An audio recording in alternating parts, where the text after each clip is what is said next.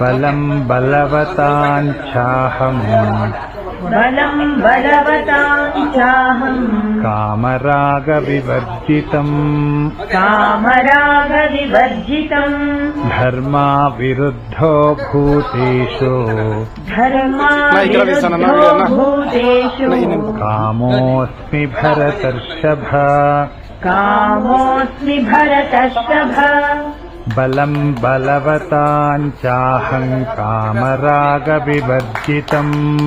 बलं बलवताञ्चाहं कामरागविवर्जितम् धर्माविरुद्धो भूतेषु कामोऽस्मि भरतर्षभ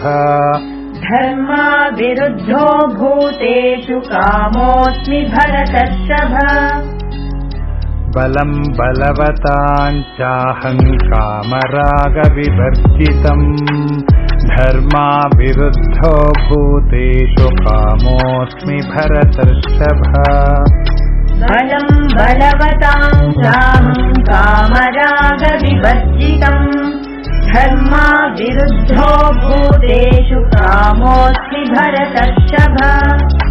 ये चैव सात्विका भावा ये चैव सात्विका भावा राजसास्तामसाश्च ये राजसास्तामसाश्च ये मत्त एवेति तान् विद्धि मत्त एवेति तान् विद्धि न त्वहन्तेषु ते मयि न त्वहन्तेषु ते मयि ये चैव सात्विका भावा राजसास्तामसाश्च ये चैव सात्विका भावा राजसास्तामसाश्च ये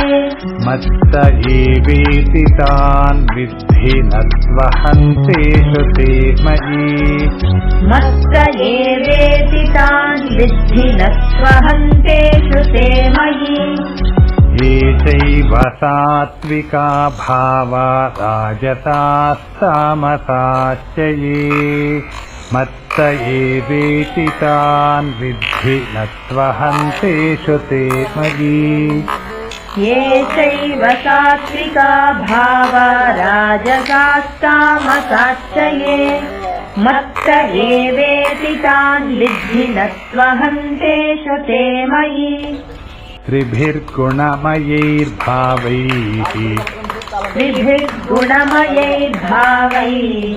येभिः सर्वमिदं जगत्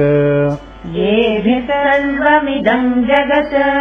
मोहितन्नाभिजानाति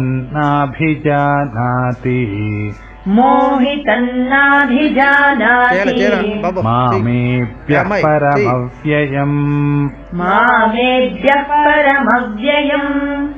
त्रिभिर्गुणमयैर्भावैरेभिः सर्वमिदं जगत्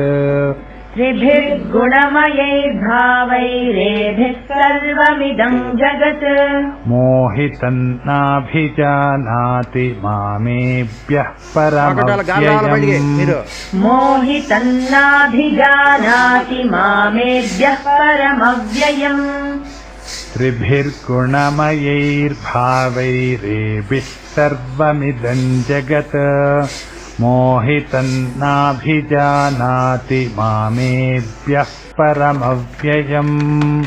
त्रिभिर्गुणमयैर्भावैरेभिः सर्वमिदं जगत्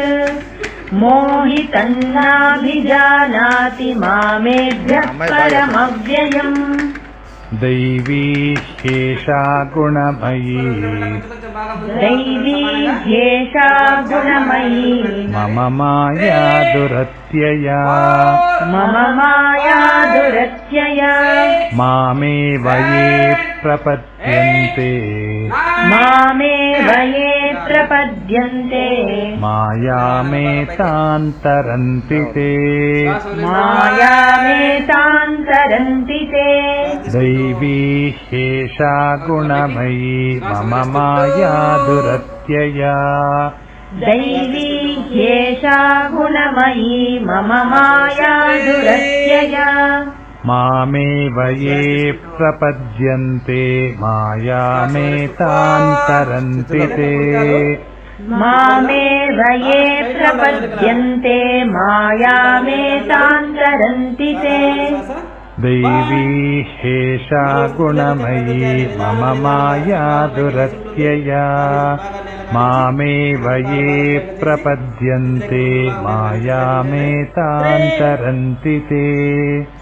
दैवी ह्येषा गुणमयी मम माया दुरत्यया मामेव ये प्रपद्यन्ते मायामेतान्तरन्ति ते नमान् दुष्कृतिनो मूढाः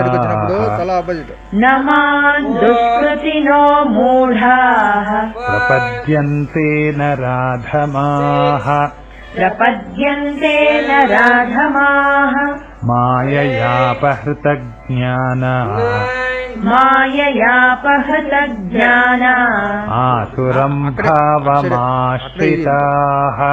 आसुरम् भावमाश्रिताः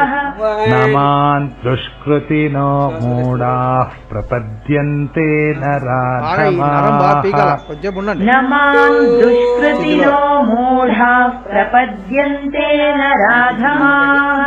माययापहृतज्ञाना आसुरम् भावमाश्रिताः